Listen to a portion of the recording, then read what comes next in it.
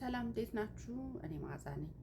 በዲሲ በሜሪላንድ እና በቨርጂኒያ የሰርግ የመልስ የተለያዩ ዝግጅቶችን፣ ግራጁዌሽኖችን፣ አኒቨርሰሪዎችን፣ ልደቶችን፣ ቤቢ ሻወር ሁሉንም በመስራት ላይ እገኛለሁኝ።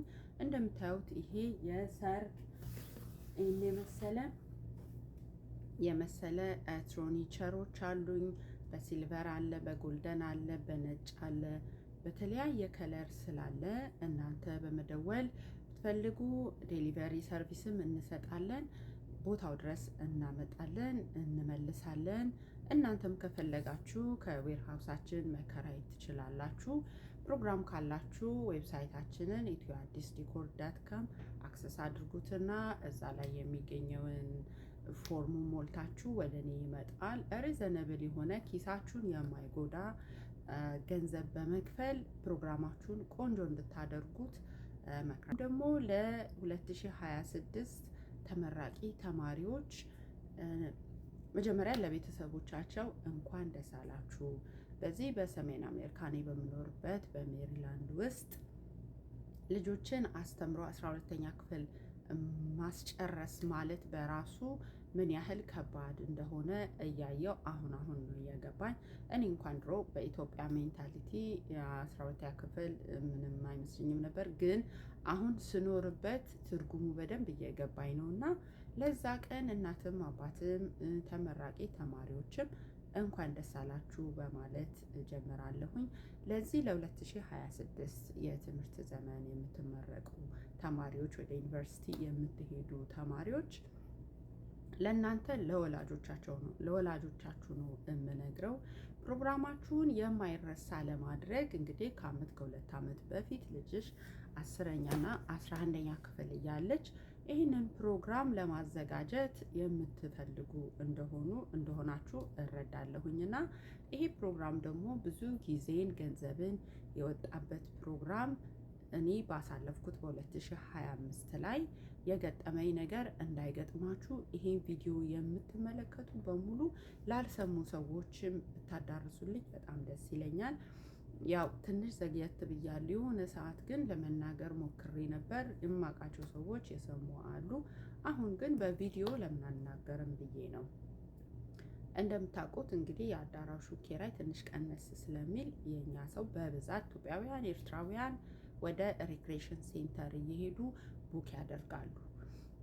ሪክሬሽን ሴንተር ውስጥ በፍጹም አልኮል አይመከርም፣ አይፈቀድም። ኤንዌይስ የሚፈቀድበት ቦታ አለ።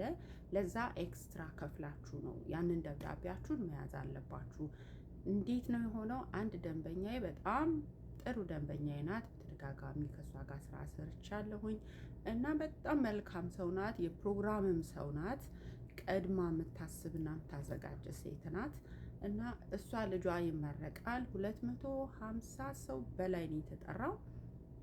ይህንን ፕሮግራም ታዲያ እንዳደንቅላት እንድሰራላት ዴኮሬሽኑን ቀጠረችኝ። እንዳልኳችሁ ሪክሬሽን ሴንተር ነበረ። እኔ ብዙ ጊዜ ስለ ሪክሬሽን ሴንተር በስራ ስለማገኛቸው ሁሉንም አውቃቸዋለሁ ማለት ይቻላል። በተለይ ሜሪላንድ ውስጥ ያሉትን እና እኔ ዴኮሬሽኑን ሰርቼ ሳልጨርስ እንግዲህ አልኮል ማስገባት ጀመሩ ማለት ነው። ያ አልኮል እንደማይፈቀድ አውቃለሁኝ። ያው ለማሳወቅ ሞክሬያለሁ እና እዛ ሪክሬሽን ሴንተር ውስጥ ቆንጆ የሚባል ዲኮር ተሰራ። ዲጂ አለ፣ ፎቶግራፈር፣ ቪዲዮግራፈር፣ ሁሉም ሰው ደስ በሚል ቫይብ ብቻ አዳዲስ ልብስ፣ አንድ አይነት ልብስ ለብሶ መታደም ጀመረ። እኔም ስራዬን አስረክቤ ሂሳቤንም ተረካክቤ ከወጣሁኝ ከ1 ሰዓት በኋላ ዣሊን የማደርገው ምንድን ነው፣ በጣም በዚህ ሰዓት ቢዚ ሲዝናችን የስራ ሰዓታችን ስለሆነ 2ም 3ም ቦታ ባክድሮፕ ሰራለው። እኔ ጋር አብረው የሚሰሩ ደግሞ ሲዝናል የሆኑ ሰራተኞች አሉ። እነሱም በየሎኬሽኑ እየሄዱ ስራ ይሰራሉ እና እኔ አንደኛው ከሷ ጋር እንደጨረስኩኝ ሌላኛው ሎኬሽን ላይ ስራ እየሰራው እቺ ደንበኛዬ በተደጋጋሚ ትደውላለች። እኔ ስልኬን አላነሳሁም፣ ምክንያቱም አላየሁትም፣ አልሰማሁትም። መጨረሻ ላይ ያንንም ስራ አስረክበን እንደወጣን ብሬክ ልናደርግ ስንል ወደ ስልኬ ሳይ 13 ሚስ ኮል ነው ያየሁት እና በጣም ደነገጥኩኝ። የመጀመሪያው ሚስ ኮል ላይ አይቼዋለሁኝ፣ ግን ያው በጣም ቴንኪው ምናምን ተባብለን ስለነበረ ስልኳን ኪሷ ውስጥ አድርጋ የነካችው ነው የመሰለኝ። ከዛ በኋላ እኔም ወደ ስራ የገባው አላየሁትም። እና ምንድን ነው የተፈጠረው? 14ኛው ላይ እኔ አነሳሁና ደወልኩላት። ስደውልላት በጣም የሚገርም የድምፅ ቶን ነበራት እና በጣም ስብር ብላ ችግር ተፈጠረ ነው ያለችኝ። እና ያ ችግር ምንድን ነው? ፕሮግራሙ እንደተጀመረ ሰዎች እየመጡ እየገቡ ደስታቸውን እየገለጹ ባሉበት ሰዓት ሪክሬሽን ሴንተር ውስጥ የምትሰራ ሪሰፕሽን ላይ የተቀመጠች አንዲት ሴት አለች። እንግዲህ ሪክሬሽን ሴንተር ማለት ወጣቶች፣ አዛውንቶች የሚውሉበት የስፖርት ማዘውተሪያ ቦታ፣ ሙዚቃ ምናምን እንደዚህ አይነት የኮሚኒቲ ቦታ ነው። ስለዚህ እዛ ቦታ ላይ ደግሞ ለካ አግሪመንቷም ላይ ነግረዋታለን፣ ፈርማለች አልኮል አላስገባም ብላ። ይሄንን አልኮል ታስገባና ያያሉ። ያቺ ሴት ታዲያ ሪክሬሽን ሴንተር ላይ ያለችው ሪሰፕሽኒስት ፖሊስ ትጠራለች። ፖሊስ ስትጠራ መተው ፖሊሶቹ በቃ ይሄ ቦታ እኮ አልኮል ፍሪ ዞን ነው የሚባለው እና እንዴት ውልሽን አላነበብሽም ወይ ምናምን የሚባባል ነገር ብቻ ላይት የሆነ ንግግር አደረጉና በቃ ሁለተኛ እንዳታደርጊ ብለው ገስጸዋት ፖሊሶቹ ሄዱ። ከዛ እንግዲህ ፕሮግራሙን ለማድመቅ ለመሳተፍ የመጡ ብዙ ወዳጅ ዘመዶች አሉ።